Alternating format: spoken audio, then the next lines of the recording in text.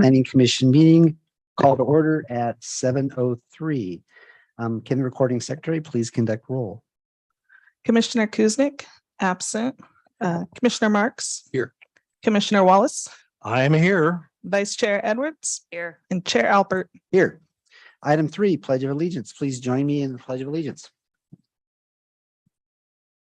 Pledge allegiance to the flag of the United States of America and to the republic for which it stands, one nation, under God, indivisible, with liberty and justice for all.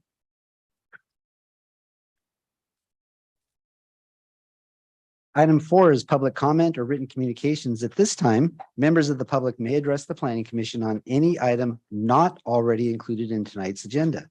If you'd like to speak, please fill out a green speaker card located in the back and submit it to the recording secretary. If you are participating remotely, you may click the raise your hand button on your computer or *9 on your telephone to request to speak when public comment is being taken. Recording secretary, do we have any late communications or speaker cards? We had 3 late communication items from Diana Corpy, Dan Bridges, and Jim Blickenstaff, and are part of the public record and were provided to the commission prior to the meeting. We have 2 speaker cards and hands raised in the audience. Okay, why don't we go ahead and take the hands in the audience for hands, please, first. Oh, do you want to do the public, you want to do the in-person first? Okay, we'll do the in-person first. Don Ruth. My name is Don Ruth, a 42-year resident of San Ramon, founding member of Citizens Against Marketplace Apartment Condo Development, and also a founding member of Responsible Growth. I happens to matter about proposed development at Marketplace. But there are some things that we all know. We all know that the vast majority of San Ramon do not want this. We all know that the proposed 45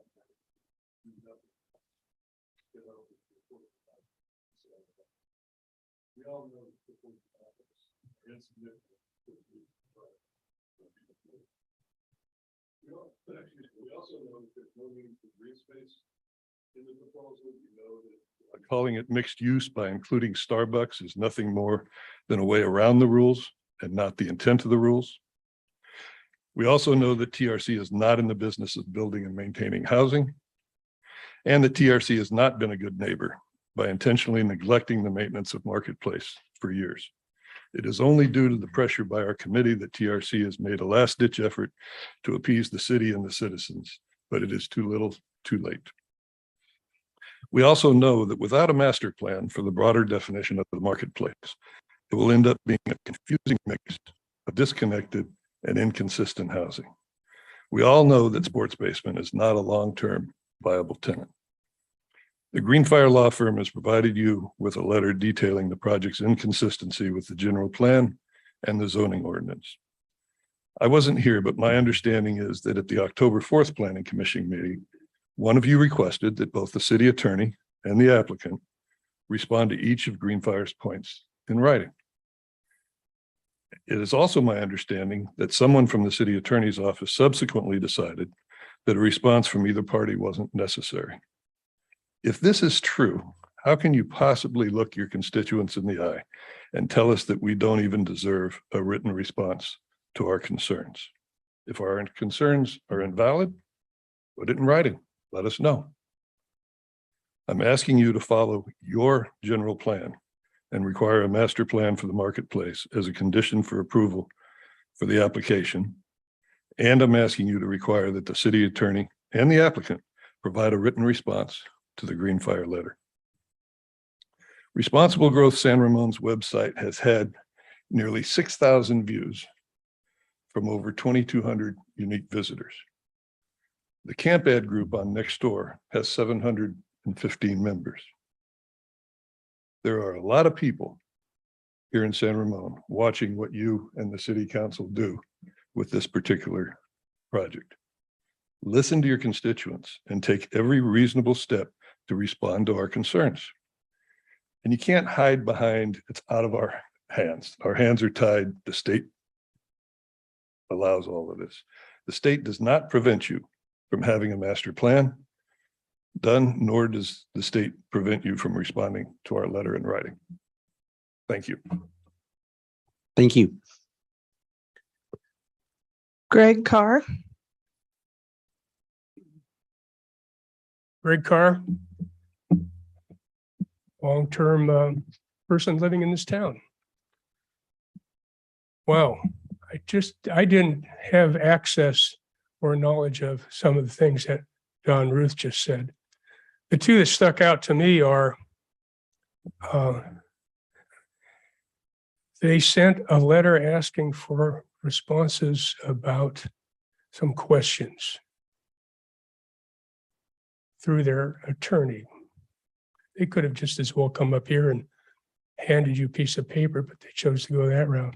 Seems to me that the citizens that are that concerned about something, who formed a group, and I do know something about forming groups and citizen action, are owed a response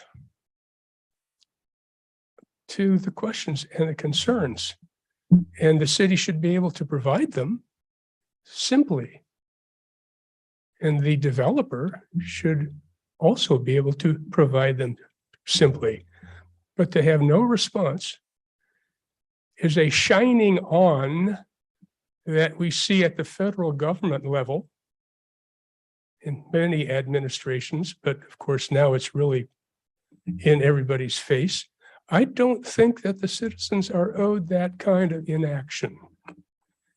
I would ask you to please do that. For the second item,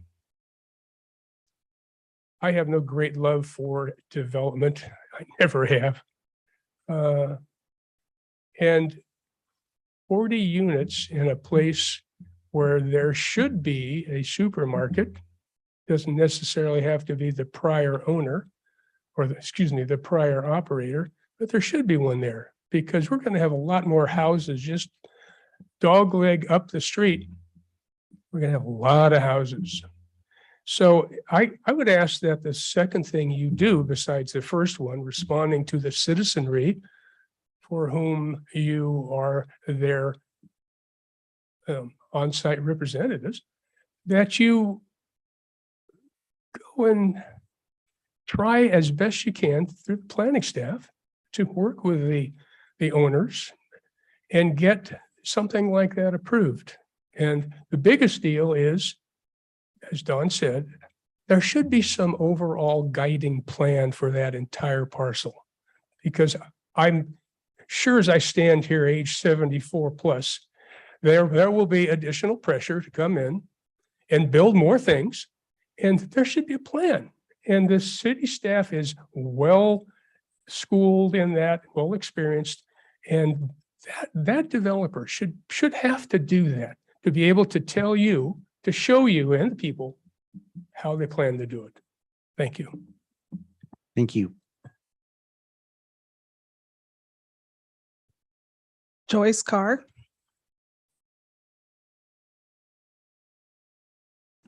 Good evening. I didn't realize my husband would be speaking on this topic. I approve of everything he said. And what I was just going to say was that I hate to see a much needed shopping center such as Nob Hill taken away from residents who once Bishop Ranch is built and Chevron is built, they're going to need those shopping centers. They're going to need that grocery store. They're going to need the other stores. And obviously it's a nice place to walk to as opposed to having to drive all the way to Rayleigh's in Pleasanton to do grocery shopping if you want to stick with a Rayleigh's supermarket. So I piggyback what he said and everything that he said, plus these few extra comments that I had. Thank you. Thanks, Joyce. Jim Blickenstaff. Good evening, commissioners. I submitted a comment letter a little earlier to kind of put into an organized manner the key points that I saw. But I'd like to summarize a little bit by just reiterating the need to prioritize the citizenry. I see, and now we have an opportunity to take care of the needs of the city, community, with a local serving, community serving grocery store that's been successful over 2 decades, and it proves itself, and it's well established, and it serves a very valuable purpose to the community.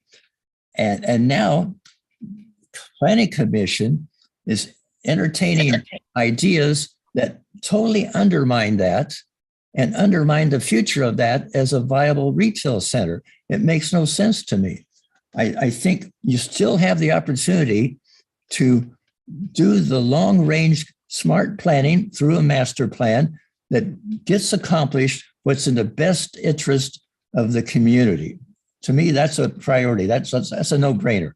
And that it can still be accomplished. If you proceed on the current course, this plan before you will simply break up that site for more housing. That's just not planning. That's just, you might as well have the market decide everything and everybody can go home. But in terms of the responsible planning for the city of San Ramon and the future of the city and the community, you really need to take advantage of this opportunity to make it work for the citizenry. It's already worked. It's just, you can take that next step to make sure it does. And you can comply with that SB 330. SB 330 is not a get away with a free card. That's just another responsibility that the states put on you, and you can comply with that with a certain amount of units. Doesn't mean you have to destroy a marketplace, the Nob Hill. So I'd say, let's still take this chance. You'll only have it once to get this right and serve the community with a viable retail center, and also get the housing that needs to be done, but in a manner that doesn't destroy the building. You can put it on another site, you can rearrange it, but you can do both. It's just a matter of the planning from the decision makers, whether it's commission or the council, that take on this issue and prioritize the citizenry and the community. So thank you. Thanks, Jim. Michelle,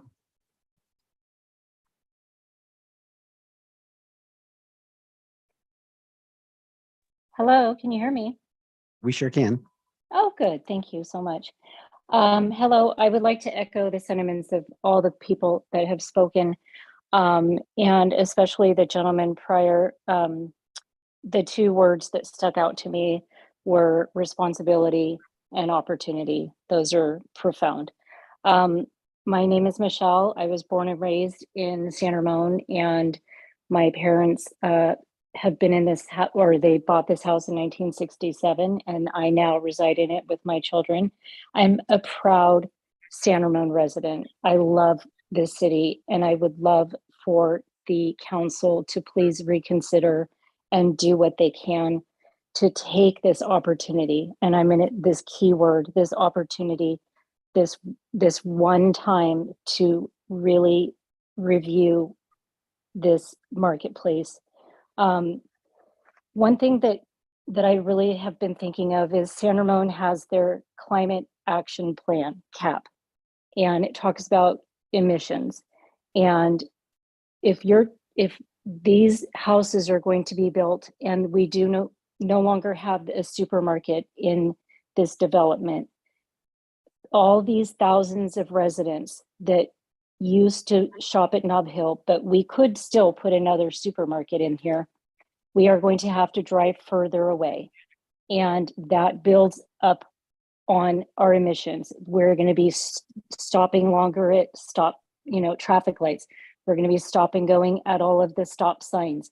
We're going to be going further out. And if it's, whether it's in a San Ramon grocery store or borderline Dublin, or like the other resident said, to Pleasanton, depending on what your choice of supermarket is.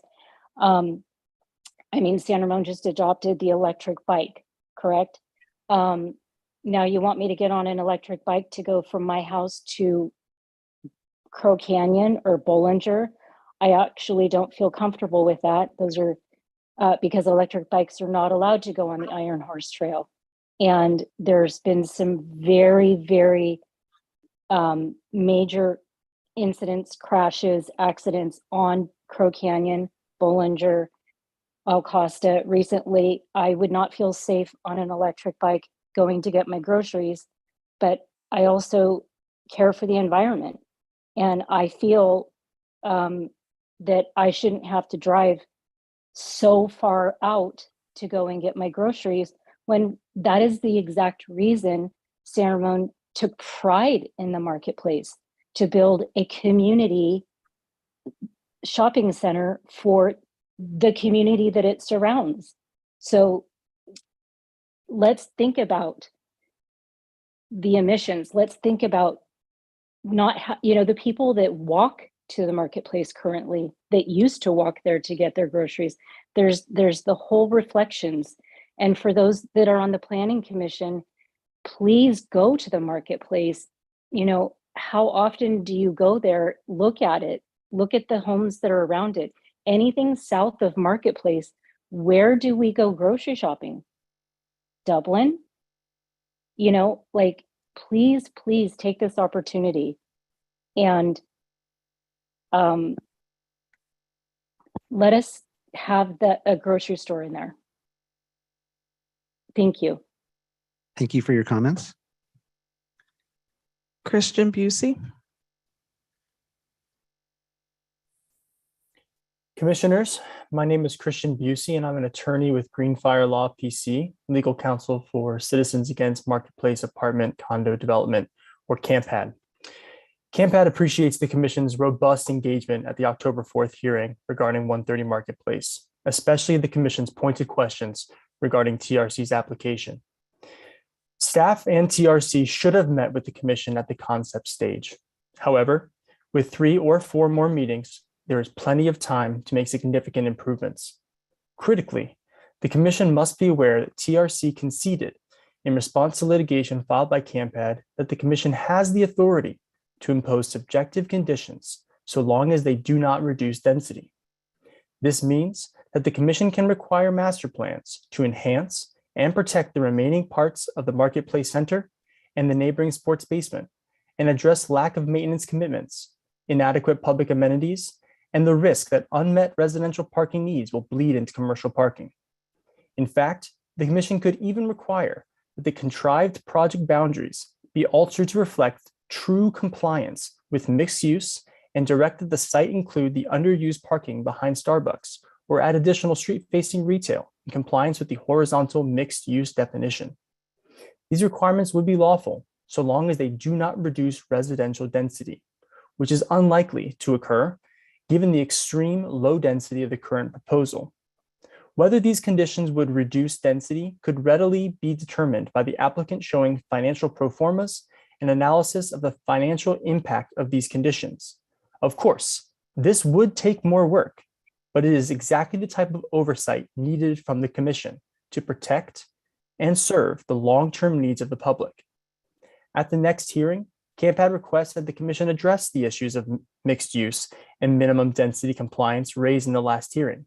And if the project is not denied on those bases, look more closely at the application and develop creative potential conditions of approval to which TRC will be asked to provide analysis of financial feasibility. Thank you. Thank you. Beverly Wallig. Can you hear me? We can. Okay, great. Hi.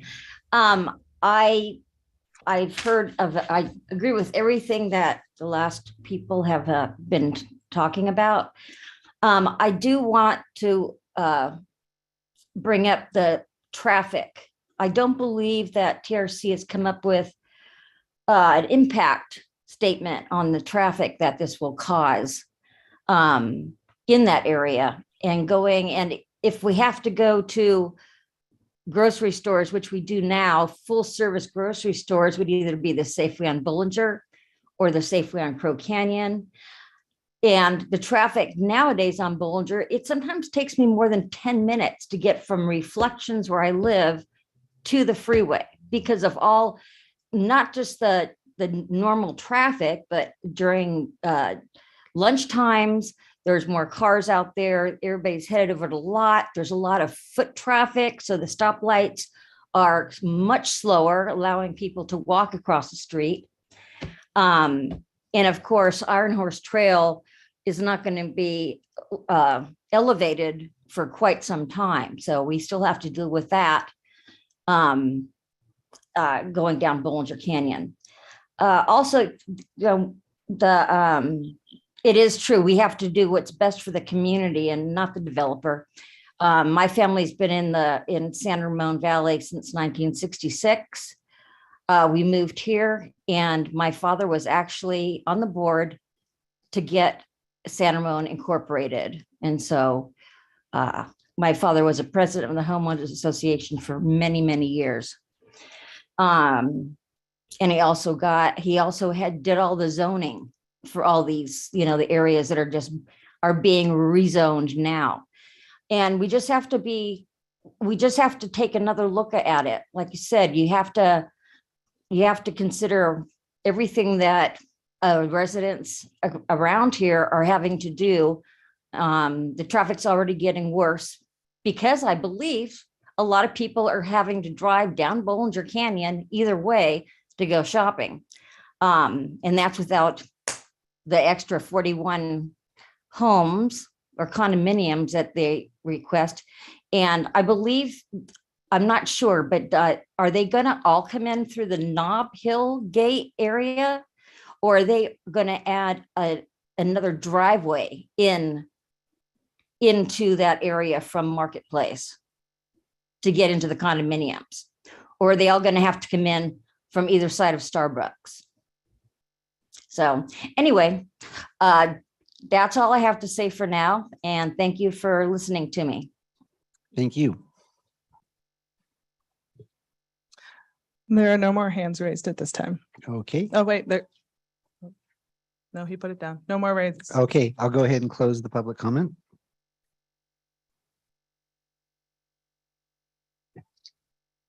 Item 5, additions and revisions. We have none. Item 6, consent calendar. There are none. Item 7, approval of the minutes from our September 20th regular planning commission meeting. Oh, I think that's a typo. I think it's October 4th. Is it? So comments on the minutes from our last meeting, October 4th. Mr. Chair, I do. Mr. Wallace. This relates to packet page 6. This has to do with the discussion of the marketplace application that virtually every speaker tonight has talked about in one way or another. And that begins on page 5 of our packet. The last paragraph of the proposed minutes says, quote, commissioners discussed the project and provided feedback to the applicant, including concerns whether the project complies with the classification as a mixed-use project, specifically related to proposed project zoning ordinance deposition and net acreage calculation. Insofar as that goes, what was said was accurate, but it is incomplete. At the hearing, it was discussed that this project did not comply with our city general plan, for the issue of dwelling units per acre density, or because the way it was set up, it was not a mixed use project as defined in our zoning ordinance. And the Planning Commission directed staff to write a letter specifically to preserve the city's options under SB 330 to identify the failings of the project in connection with density and the mixed use definition in the zoning ordinance. It was not merely comments that we made, because we talked for 45 minutes, and it was specifically identified, and let me repeat, specifically identified that the application did not meet our city requirements in terms of density and whether it was a mixed use project.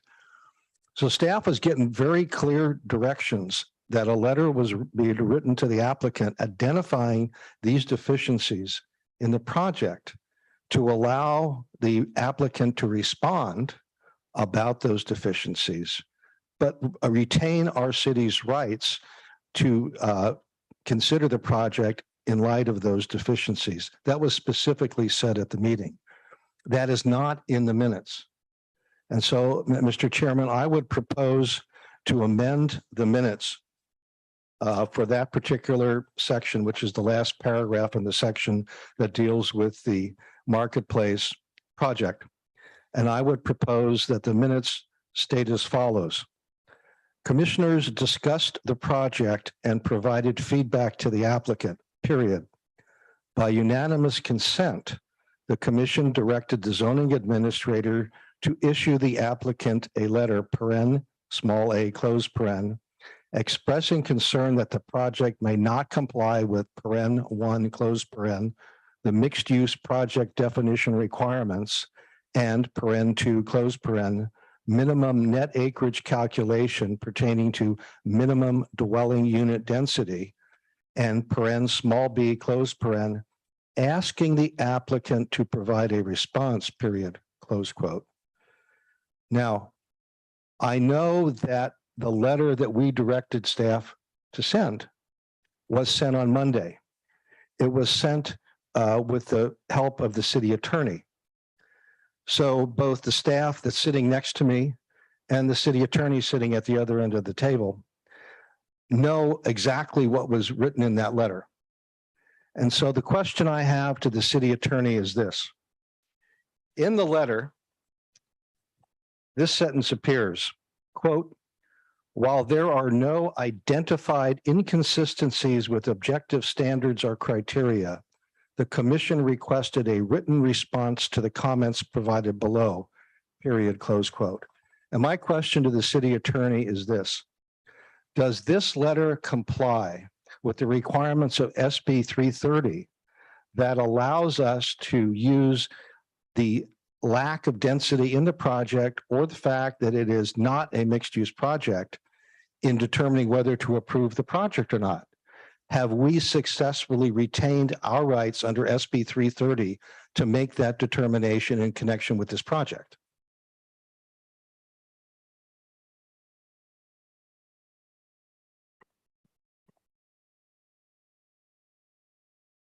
So the letter identifies the several issues identified by the commission as follow-up items for more information. Two of which I think Eric Wallace Commissioner Wallace in particular had talked about that related to general plan consistency. I can't hear this. Okay, Get the letter. a project. The letter asked for further information by the applicant as identified by the commission on the October 4th hearing. Two of which were identified by Commissioner Wallace as general plan consistency items for that in going back and looking at the video, it was just identified and it was stated as items that they just want to identify and that they said they just want to preserve the right. They did not say, the commission as a body did not say or vote that it is inconsistent. And so because there was no inconsistencies with objective standards that were identified, the commission can't deny the project based on general plan inconsistency. And as you know, objective standards involve no personal or subjective judgment. So anything that is up to interpretation would be considered subjective and non-objective. So let me make sure that I'm clear what you're saying. Are you saying that because the commission did not take a vote whether the project was inconsistent with the general plan that or the zoning ordinance, that nothing we said made any difference?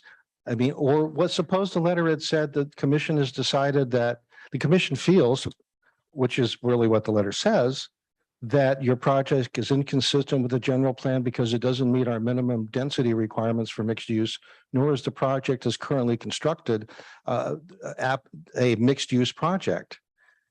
Are you saying that we have to have a vote to tell the staff to write the letter? Because everyone on the dais agreed with this. No, there was direction to provide the comments to the applicant. The comments were your project doesn't meet our minimum density, nor is it a mixed use project. And the reason we asked them for response is every applicant is entitled to go before the commission and say why their project does meet the requirements. We put them on notice that we don't think that what they've done is consistent with our city standards. I don't understand why that's so hard. My question is the language that's used in this letter a waiver of our rights under SB 330? It is not a waiver of all rights. It is that it in essence acknowledges that there are no issues with, so there are no questions about inconsistencies with objective standards. Isn't whether the project it works out to 14 dwelling units per acre an objective standard because you can divide two numbers and come up with a third? How more objective can that be? I think you were asking for more information of how they calculated the density. Well, it wasn't an idle request that we had nothing better to do. There was a statement made that the commissioners agreed with that as currently constructed, this plan did not meet our minimum density requirements. And I don't understand why it's so hard to write a letter to the applicant saying, hey, the commission thinks you haven't met our requirements in these three ways. Please provide a response. In that way, we reserve our rights to say, well, we don't agree with your response and we find that the application isn't consistent with our general plan.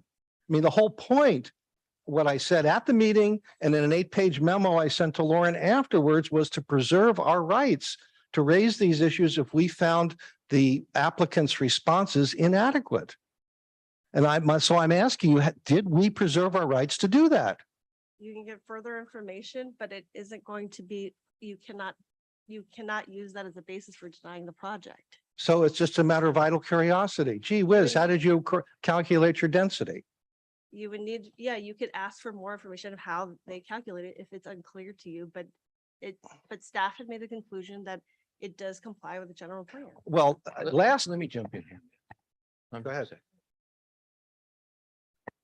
It is my understanding that while staff has the right to an opinion about whether we have an inconsistency or not, that is the purview of the Planning Commission to decide. The Planning Commission is the group that makes the recommendation about whether something is compliant or not compliant, subject, I'm sure, to appeal to the City Council. But the staff does not have discretion to say, this is a consistent project. It is up to the Planning Commission, and we do that through our resolutions of adoption or our resolutions of denial. So how can the staff send something that says there are no identified inconsistencies when A, we are waiting for a response from the applicant, and at least I was under the impression that upon receiving their response, the question would be posed to the Planning Commission, do we accept their response or do we not, and subject it to a vote? It seems to me that, again, I don't argue that the staff has the right to an opinion about there are no identified inconsistencies, but they do not make that decision. That is inherent in the decision that is before the Planning Commission regarding the entire project. And so while I've just seen this letter tonight, it just seems to me that staff has put the commission in a position of making that decision for us. I don't understand how we got there. So my understanding is staff makes the decision gathers the information, makes a decision about about general plan consistency, which they have been asked. This is kind of, I think, an unusual circumstance because they don't normally come before the planning commission to present consistency. They do. Question. Every resolution No, has to it's the find end that of the there's project, though. consistency. No, Yeah. no, no, no. We had this project, we had this problem come up with the Golden Skate. There were provisions in that project that all of us felt were inconsistent with the Crow Canyon specific plan. And we were told, because we didn't write a letter to the applicant within 30 days telling them that, we had waived our rights to bring that up in terms of making a decision on the project. That's why we told staff that whenever a project came in, we want to make damn sure that before that 30-day time limit ran, they come in front of us and we make a decision whether there are inconsistencies with the general plan or zoning ordinance. To allow staff to write the letter making their decision as to whether it's compliant or not makes a mockery of the whole thing that we decide them to do. It forces us to now write a letter ourselves to an applicant when we find there's inconsistencies with the general plan or zoning ordinance. You're only identifying one prior project, which is also an SB 330 project from what I recall. So this is not, again, I said, this is not something standard that of all the years I've been here, this is not a standard for projects from years and years ago. This is I starting with agree. SB 330 projects, which are very difficult to navigate for staff and the commission. But the public, SB but- 330 does not supplant the planning commission's purview to decide general plan consistency. It does not do that. It sets other parameters from which we have to respond. But every resolution that we adopt has the requirement that we make a finding that whatever is before us is consistent with the general plan. And that is not something that the staff decides. The staff can recommend that we find consistency or not find consistency, but that decision, subject to appeal to the city council, rests with the planning commission. I don't believe that language is in SB 330.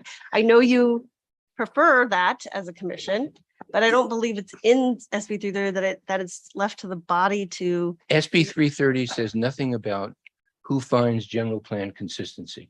Yeah. That is the purview of the planning commission, always has been, and there is nothing in this whole litany of state laws that's come down that says the planning commission no longer makes that determination. It is a staff determination. Yeah, the SB 330, when it talks about writing a letter, refers to the body to whom the housing application is submitted. In this particular application, it was submitted to the city of San Ramon. And under our charter, the body that makes planning decisions subject to appeal to the city council is the planning commission. So if there is a decision about whether a project complies with the general plan and zoning ordinance, we make that call subject to the city council reviewing it. We had this discussion about Golden Skate. We told staff we wanted the hearing in that 30-day time limit so we could decide whether the project was inconsistent with our general plan to preserve our rights. That was the whole point. And if we can write letters without knowing about it, that kneecaps us by waiving our rights on the specific items that we felt were non-compliant, it makes the whole point, this whole process useless. So again, I don't mean to, well, yeah, I do mean to argue with you. That's what we do, don't we, as lawyers? But I want to make this clear because we, the commission, if we are the ones making the final decision, we need to know whether the issue of dwelling units, the density in the marketplace project, and whether it is really a mixed use project is still something we could consider in terms of approving the project. The health and safety stuff, I know that's in there. I haven't heard anybody say that, there's a health and safety problem with the density or with whether it's a mixed use. It's not. It's a question of whether it meets our zoning and general plan requirements for that type of project. So what I ask again, as a straightforward answer is, are we now precluded from denying the project on the basis that it has insufficient minimum density and it is not a mixed use project as defined in our city zoning ordinance and general plan?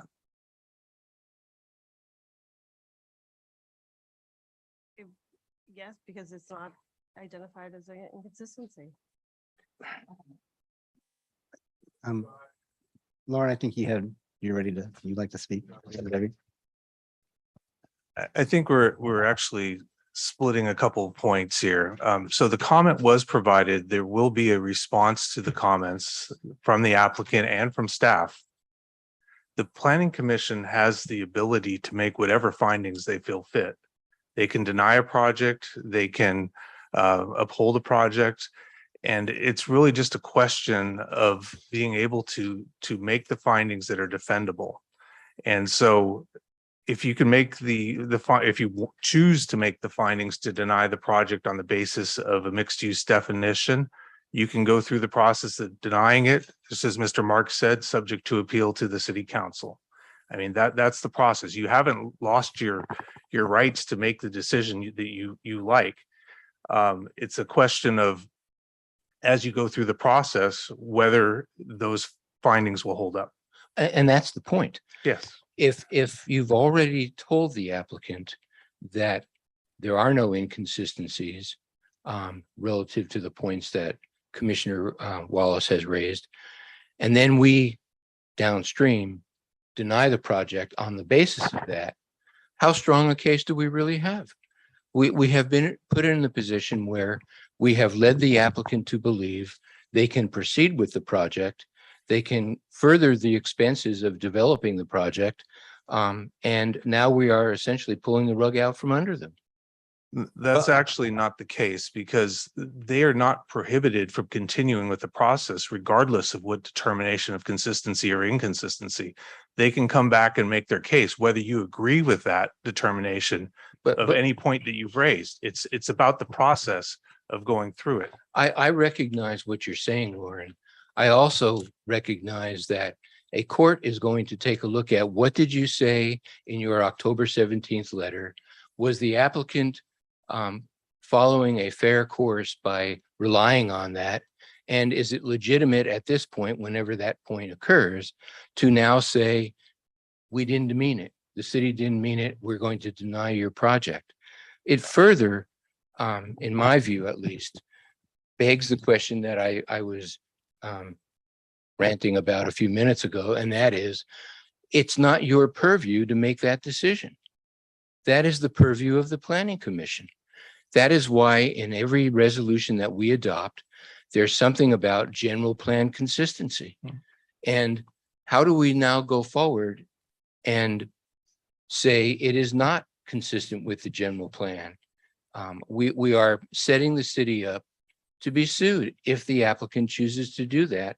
And they have at least a stronger case to make than they would have had we made the decision that and found that the items that Commissioner Wallace pointed out were not being met in a consistent manner with the general plan. This is clearly a process issue. It is clearly a staff. This is not your purview. This is not your purview to make this decision.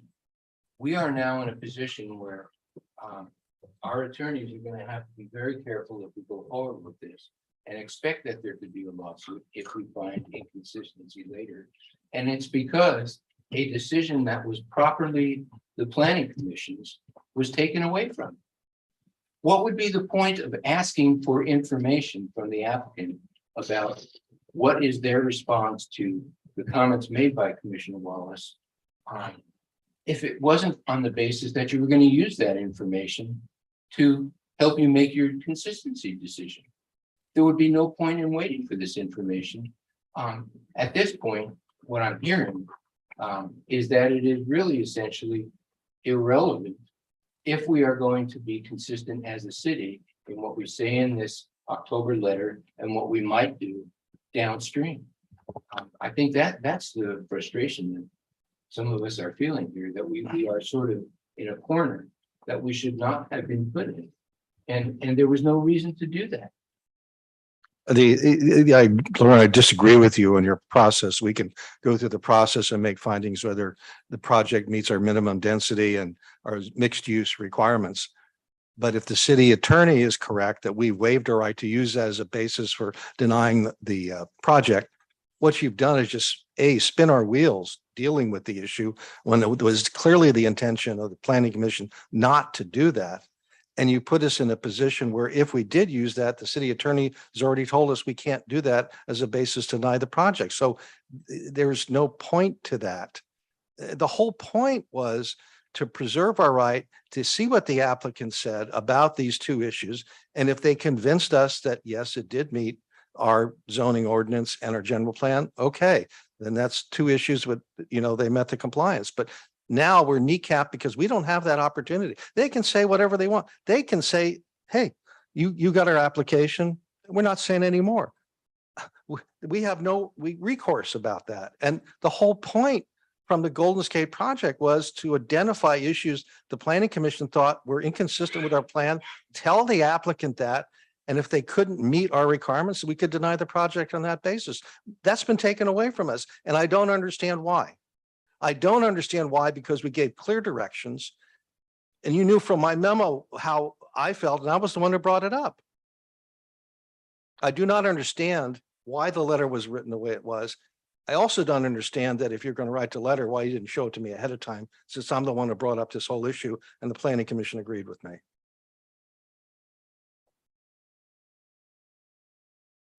Okay, trying to close off this discussion. I think the points have been made. And just as the third person that was there that night, I clearly remember that we were attempting to preserve our right in the future.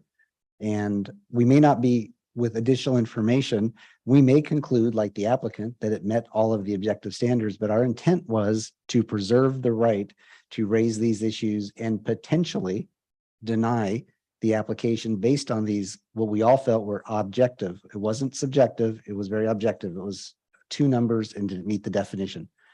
And now that the letter was written the way it was, and listening to city attorney, we've lost that right, although it's very disappointing to me, especially because ultimately it'll probably be me that has to sign the resolution.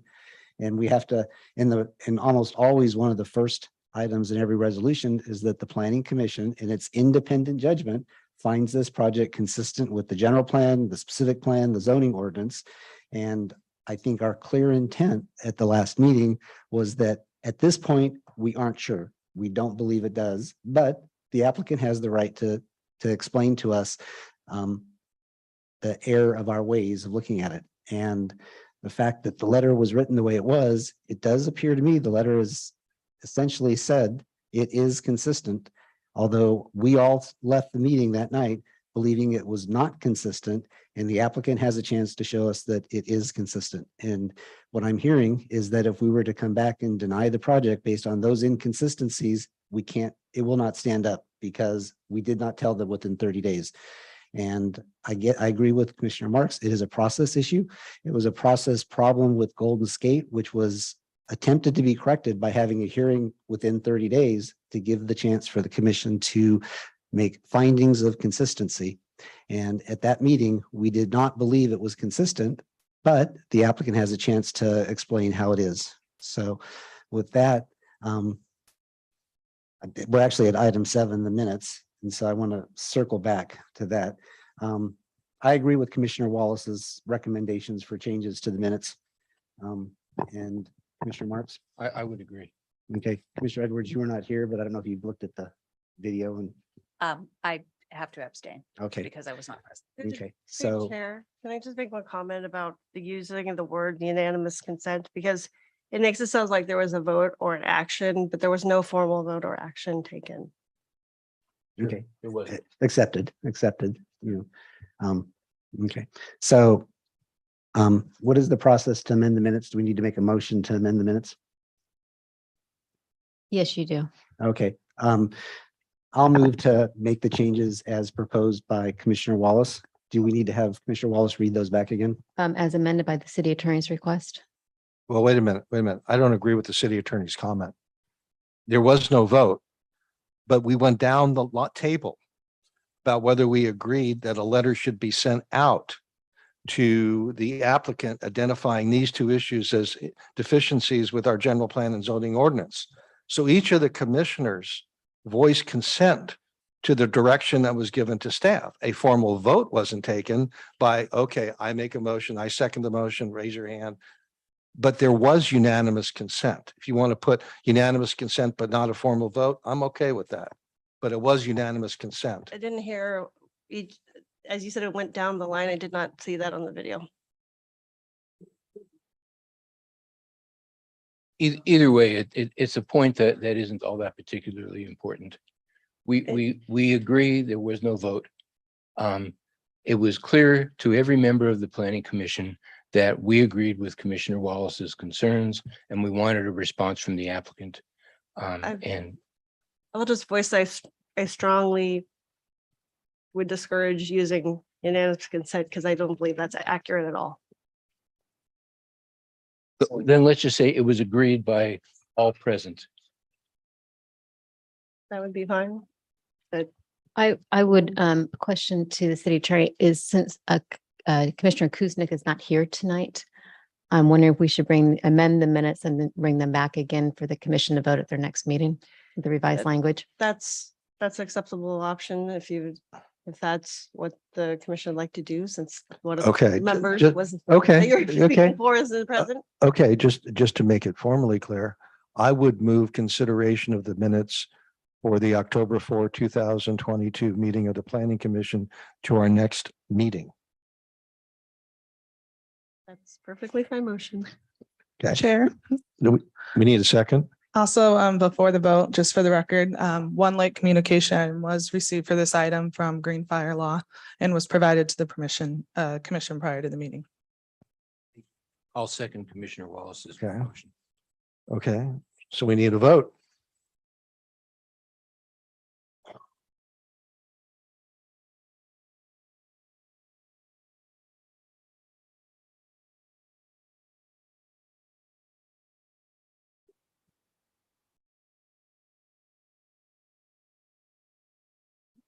Okay. Okay, so the vote passes 3-0, 1 abstain, 1 no vote, and we will review the minutes as updated at our next planning commission meeting. But for the record, let's note that this is now a new record for the Planning Commission's discussion of approval of minutes. Yes. Where are we? Item 8, continued items after the close of the public hearing. There are none. Item 9, continue items open to public hearing. Are there none? And item 10, a public hearing on new items. Item 10.1, El Nido Senior Living Project Development Plan Amendment. And we do have a short staff report from Cindy. Through the chair, if I might, I need to recuse myself from this item. I do own property within the area, so I'll be saying good night. And I'm sorry I missed the last meeting. Yeah, I'm sure sure you- you are. Yes, while you're in Hawaii, I'm sure you thought about us a lot. Okay.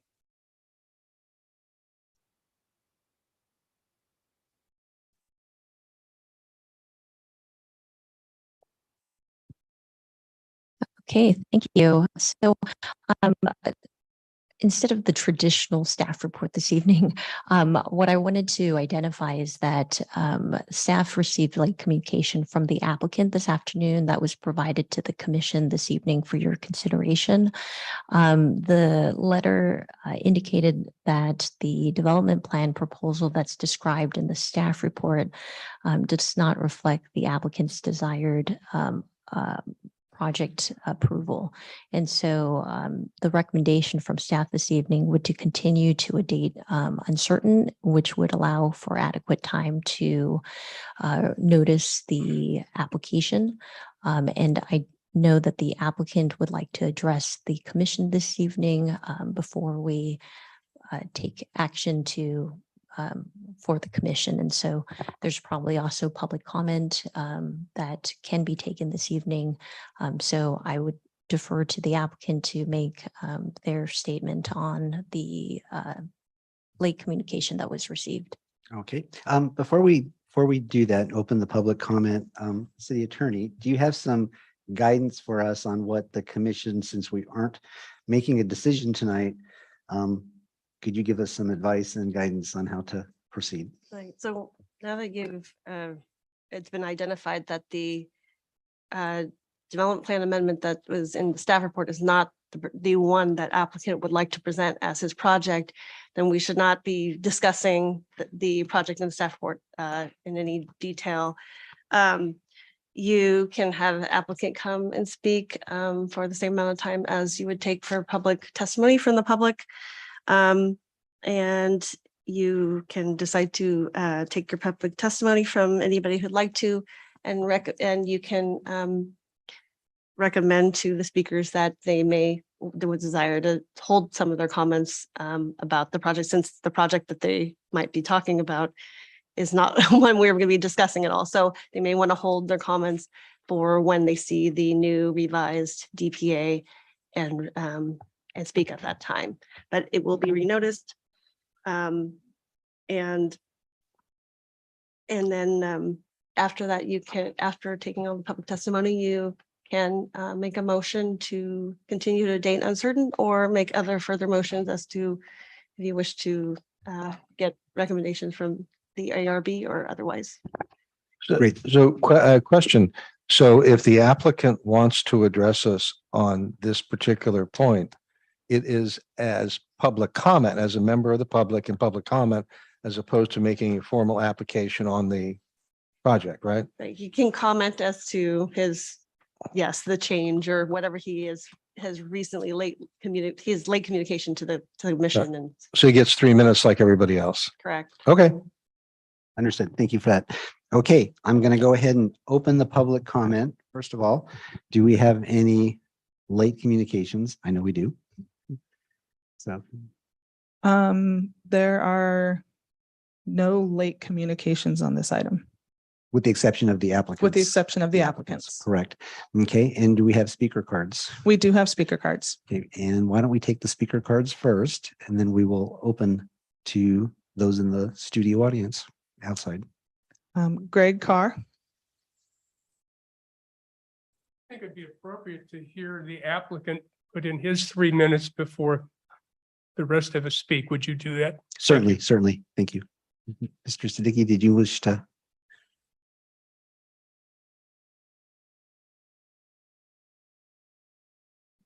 Good evening, commissioners. I'm actually a little bit frustrated. Partly it is because of me, and partly it is an assumption that was taken by the staff well beyond the application that I had submitted for the development plan amendments. If you read my narrative, nowhere we had requested that our previously approved density or the unit count to be reduced from 72 to 60. The challenge we have had is when our project application was approved by the Planning Commission back in April. Since then, our architect resigned. And he resigned partly because he started to feel that he just didn't have the expertise in this industry. So I was scrambling to find a new architect. So we were in that transitionary stage when we submitted the changes, and those changes have actually come from our prospective operators who have looked at the design, and they've felt that the way it was previously designed, it was not efficient enough.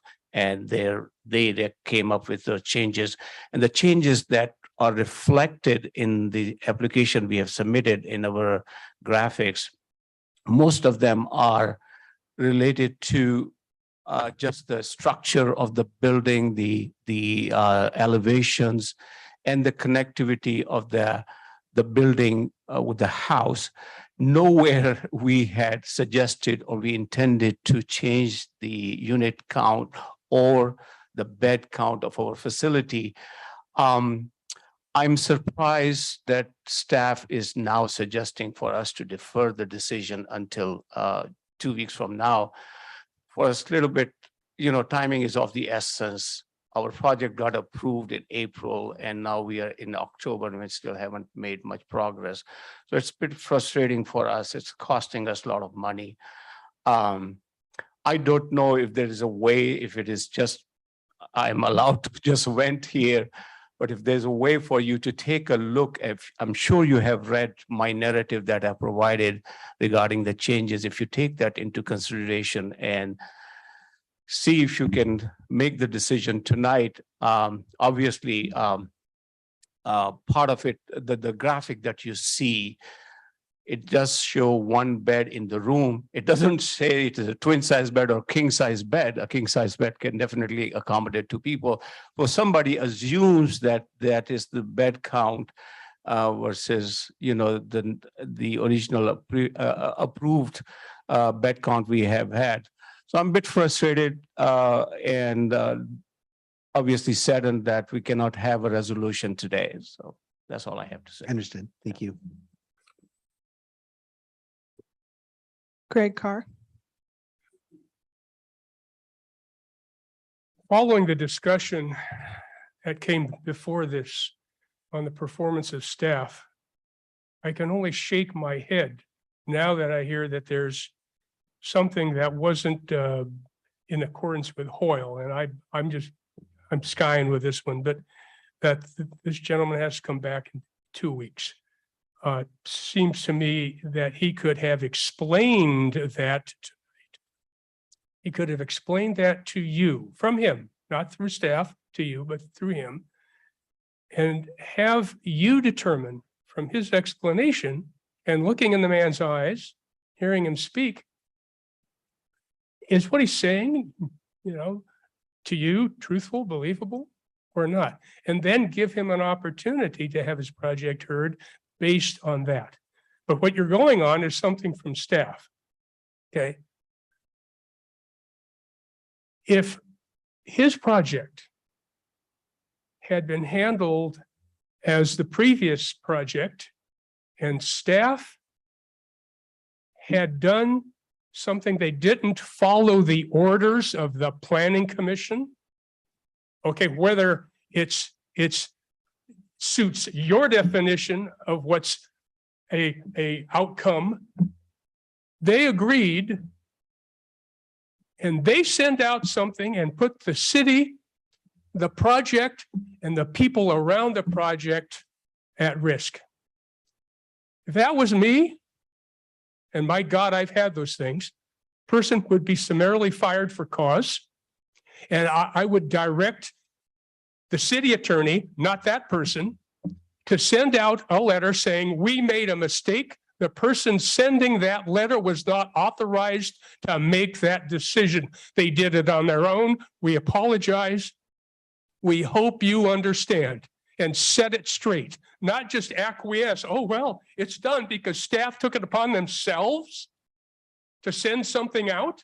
My God, if I was sitting up there, there'd be hell to pay. I'd be screaming from the, oh, excuse me, I am right now. I'm sorry, but it's not acceptable. It puts you, no, as they say down in Mexico, it makes you look like burros.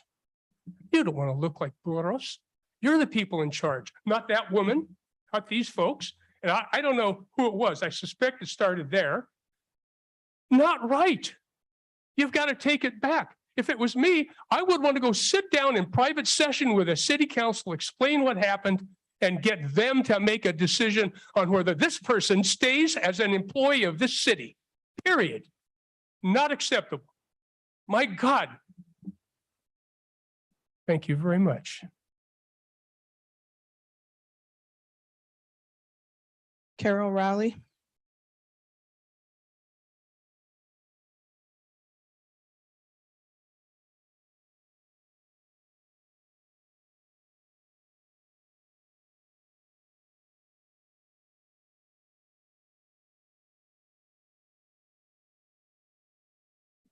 Have a good time. I had a fall, so I'm moving very slowly, but I'm still here. Anyway, Carol Rowley, do you want my address? Nope. Anyway, you know me. I'm president of the San Ramon Historic Foundation. For 25 years, we've been waiting and waiting and waiting to have somebody restore the El Nido house. You all know that. I've worked with Soheil. He's the most honest, caring, wonderful man. He's been following all the rules and regulations and meeting with staff. He's met with the neighbors. I mean, I really feel he walks on water. And I only thought there was one other person that did that. But he has done everything. And he's honest. He, anyway, that's all I could say. The San Ramon Historic Foundation supports this project completely. It's the architectural renderings that you have seen are much better than the other ones. I mean, it looks like it all blends in much better. It's not piecemeal. I was concerned about that before, but this really looks really nice. It's going to be more efficient. It's going to, the El Nido House will be the highlight. The San Ramon Historic Foundation will be supporting Soheil in this entire project. So perhaps you could make a decision tonight. You know, I just came from a historic foundation meeting and I'd rather not come again. Not that I don't think you guys are doing a wonderful job. You are doing a magnificent job, and stick up for how you feel, you know? That's why, you know, you're appointed or you're elected or whatever. It's not the best job in the world, but you pretend like it is. And I really admire you all for your standards and speaking up. Thank you very much. Thank you, Carol. Beverly Wallig. Yes, hello. Mr. Carr said that he was aggravated earlier, and I am too. I'm aggravated that the development at Marketplace was ever approved in the first place.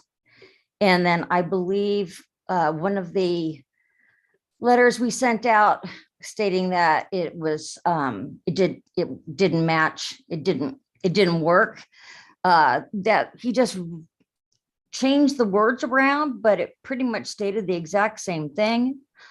And it's just, Are you speaking on the Nido project or are you? I'm sorry, yeah, I'm speaking on Marketplace. Okay, I'm sorry. We've actually closed the public comment period for that item. Oh, okay. I thought Mr. Carr had just spoken about it. No, we're talking about the Nido project at this point. So, you know. Mr. Carr segued. What did Mr. Carr say? He segued, but I think we're going to move on, you know, to the next public speaker on the Nido project, unless you have some comments on this project. No.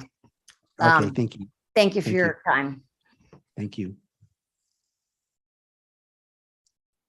There are no more speakers at this time. Okay, I'm going to go ahead and close the public comment on this.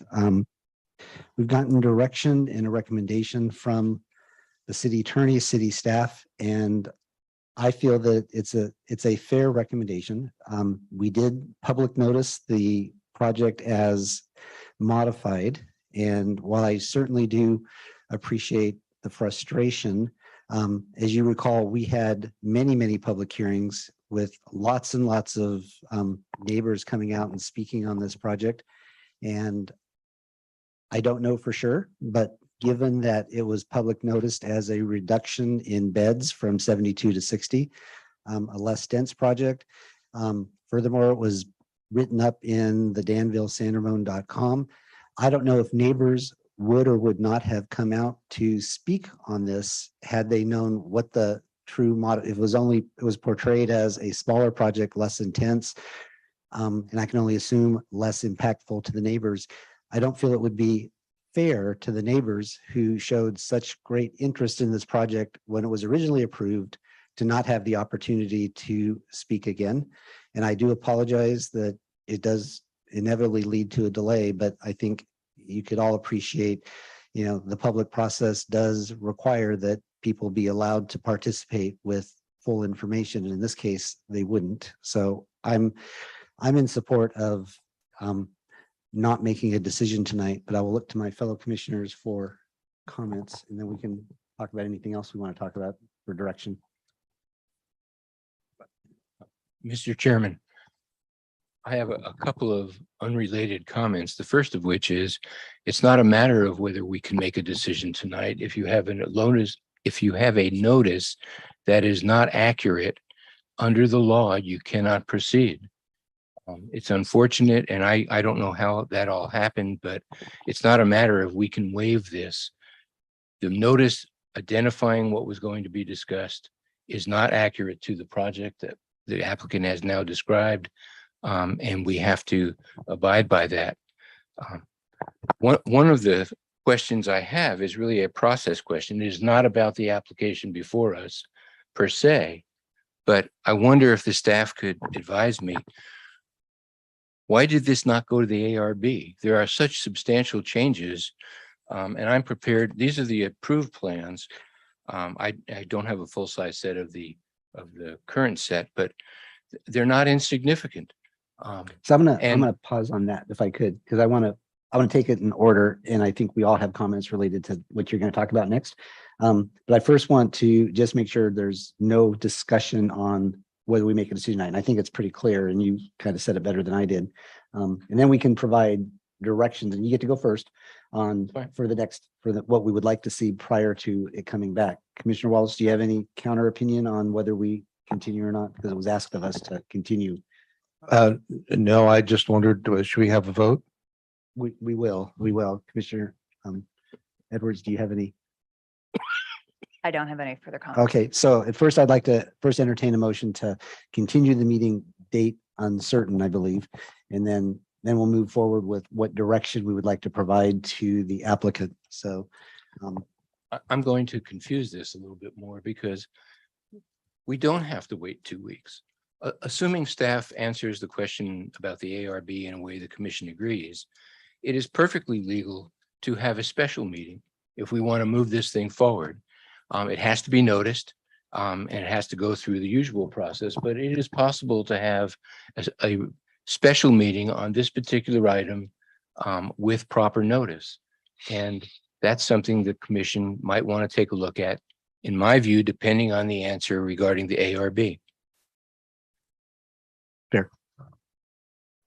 So I think that right now we left it as date uncertain, but we're also indicating a strong willingness to meet out of cycle to move this thing forward under proper notice. And we're not locked into waiting 2 weeks or 4 weeks on this, but I'm going to look for a consensus. I don't think we can take a vote. We are all willing to meet as quickly as we legally can. Commissioner Wallace, yes. Commissioner Marks, yes. Commissioner Edwards, yes. Through the chair, I think you're just limited by the public noticing. So the public noticing will have to be done. So you're limited to that. So, Correct. as long as you get the Absolutely. public Absolutely. notice out, then you can meet, but that's the constraint. We will absolutely follow all public noticing, but we are also all willing to work on a different night or a different day, or Sure. we were, okay. So I see that it has been moved and seconded. We have a second,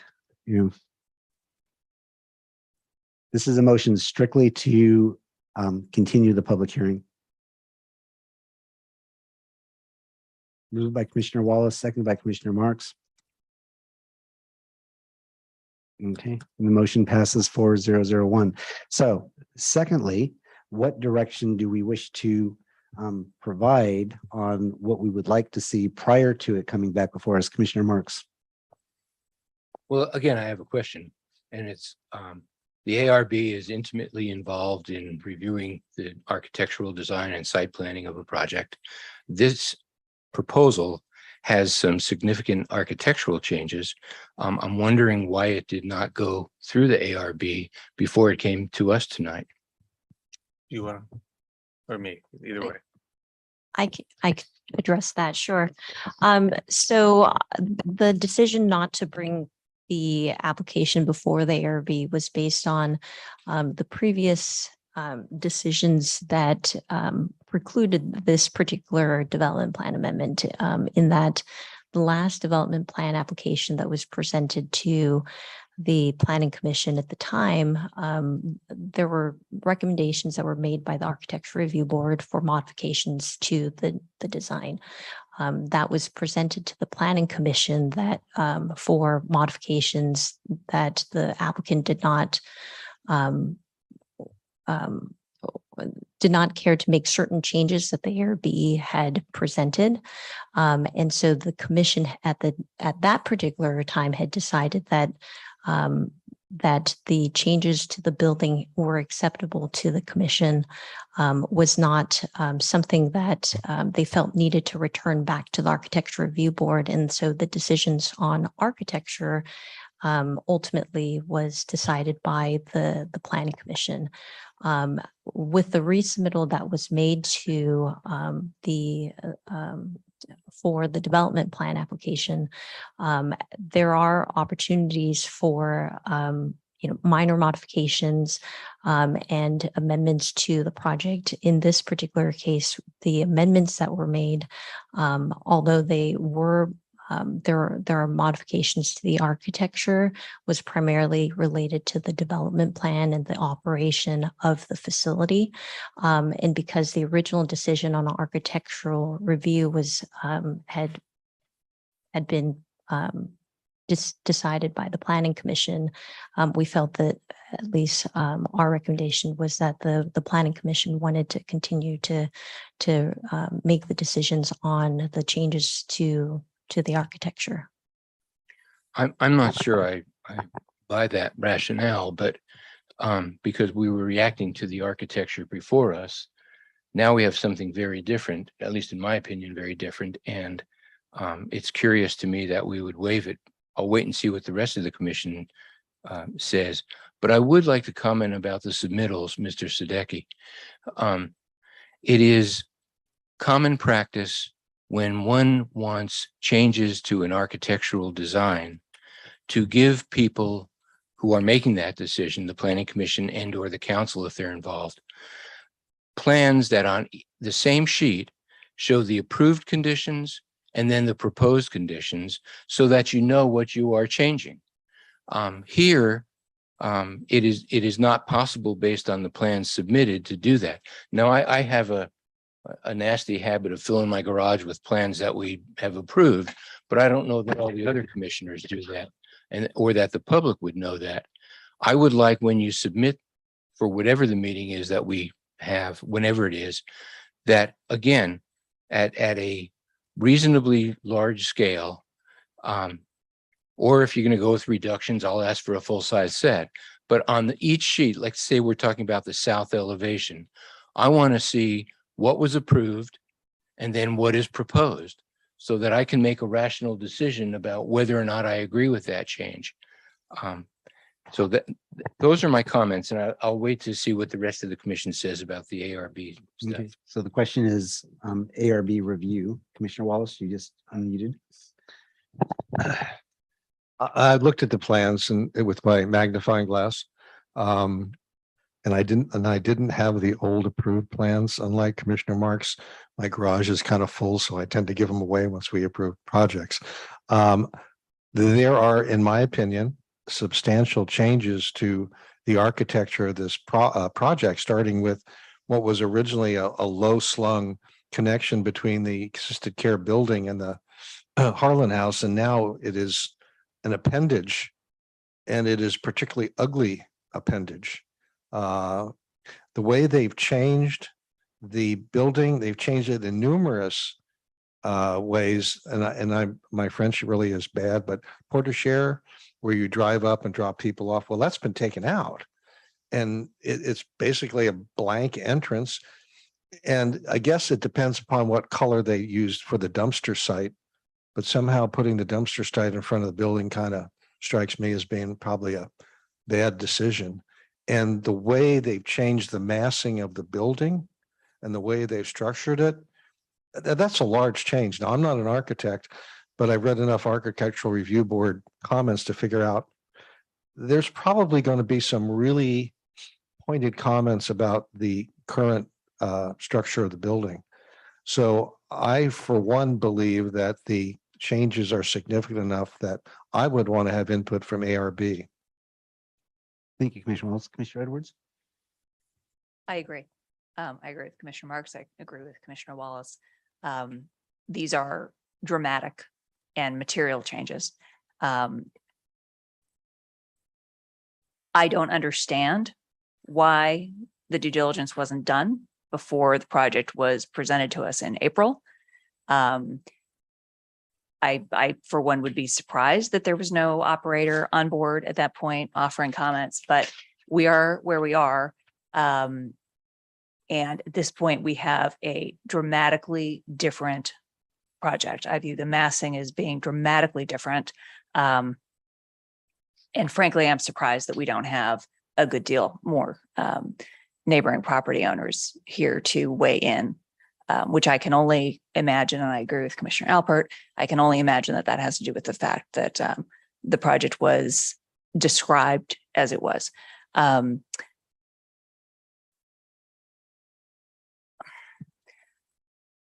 not opposed to getting commentary back from the Architectural Review Board. I'm concerned a little bit about the timing. Preserving this historic building is something that I would like to see happen sooner rather than later.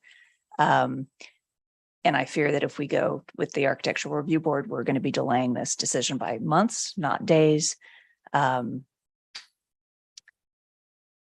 So those are my comments. I will echo Commissioner Marks' comments. We absolutely must have renderings that show what we approved and the changes that you propose. Staff was good enough to include that in the report here, but we have to have that side-by-side comparison. If we don't, we can't make a decision. Okay, I'll just say I have listened to enough ARB reviews of projects, including this one, I think on a number of times, and every time the changes and recommendations made were positive.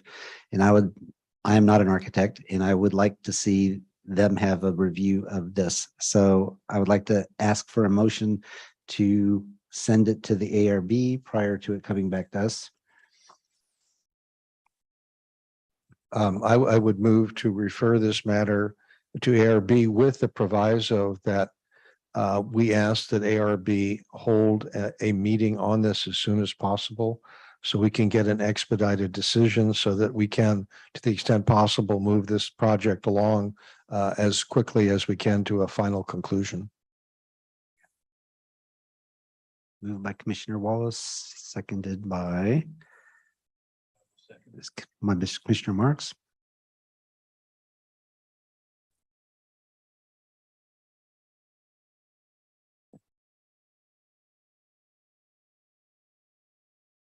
Okay, the motion to send it to the ARB as quickly as possible, 4001. I do look forward to getting this project back for us as quickly as possible. Okay, let's move on to the next item.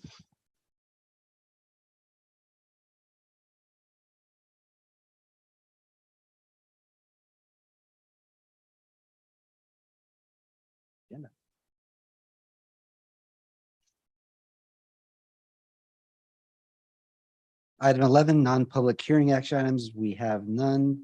Item 12, study sessions, committees, commissioner liaison report, and interest item staff reports. Any liaisons in the last 2 weeks? Commissioner Markson? I attended the Open Space Advisory Committee for Commissioner Wallace. Their meeting was largely focused on planning for the 2022-2023 hikes, as well as they started working through their goals for the coming year. And then I also attended an ARB meeting last week, and it was a second review of a remodel of the Burger King at the corner of Camino Ramon and Crow Canyon. And they made additional suggestions to the applicant, and they made a referral to the zoning administrator for final approval on that project. No, so no other liaison reports. Staff items.